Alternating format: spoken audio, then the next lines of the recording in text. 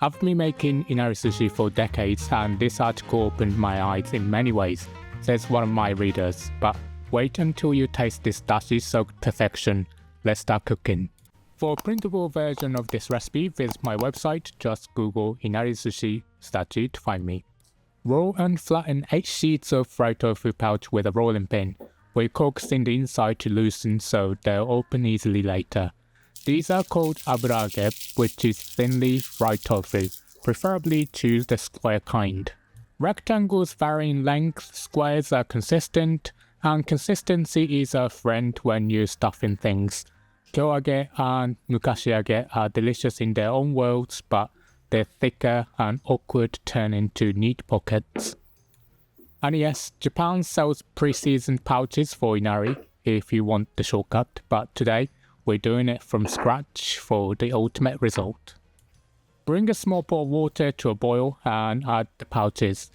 They will float, so use a drop lid or a lightweight heat-proof plate to keep them under. 2 minutes is plenty. This is to rinse off old oil so the flavor is clean. Drain them in a fine mesh sieve, rinse with cold water, then gently squeeze out the excess. Now trim one edge of each pouch. This will be the entry point for the rice. Keep the droplet nearby, we'll use it again. Time to make the marinade. In a small saucepan, add 2 tablespoons of Japanese light soy sauce, which is usukuchi shoyu, 200 ml of dashi stock, 1 tablespoon of mirin, and 25 grams of turbinado sugar. Bring it to a boil, stirring so the sugar dissolves. You can use regular Japanese soy sauce instead, just the final color will be darker. And if you want to keep this vegetarian, vegan, use plant-based dashi made from dried shiitake mushrooms and kombu here. Turbinado sugar is my pick here. It dissolves slowly, resists burning, and gives a better rounded flavor, but you can use granulated sugar or light brown sugar if that's what you have. Slip the pouches into the pot, drop lid on, and simmer until the liquid reduces to 1/3 of its original volume. Transfer everything to a sealable heat-proof container to cool.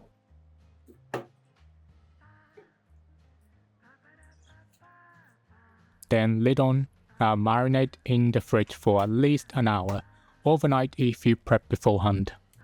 While the pouches soak up all the sweet salty goodness, make the sushi rice. Mix 3/4 teaspoon of salt, half tablespoon of sugar, and 1 tablespoon of rice vinegar until the sugar dissolves. Pour it over 320 grams of freshly cooked Japanese short grain rice in a wide bowl or sushioke. My sushioke is too big for this, so I'm using a regular mixing bowl today. Mix with light slicing motions and fan as you go to cool it quickly and give it a glossy finish.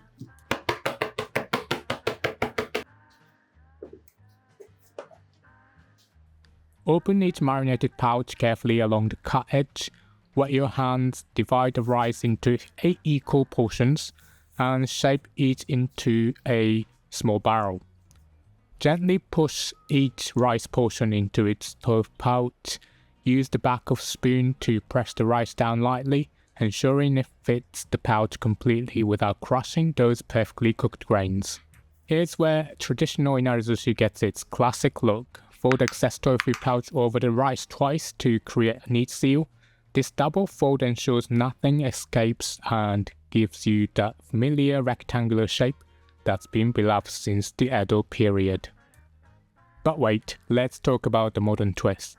Nose inari, literally meaning topped inari, flips tradition on its head by showcasing colorful toppings on open pouches. If you want to try this Instagram-worthy variation, simply trim the excess tofu with scissors instead of folding it, leaving about 1 cm to create walls that contain your toppings. Stand the edges up and add toppings right onto the rice. Here are 3 combos from me. First, we have canned crab. I've squeezed the excess moisture out of this and I'm placing it straight in and topping it with some lemon zest. Next up, I've got some boiled shrimp and I'm just lining them up, alternating with small lemon slices. It's simple, but it looks beautiful. Finally, I have some cubed smoked salmon and I'm pairing it with some marinated salmon roe for an oyako-inspired inari-zushi. This one can also be made with raw sashimi grade salmon and goes perfectly with a small blob of wasabi.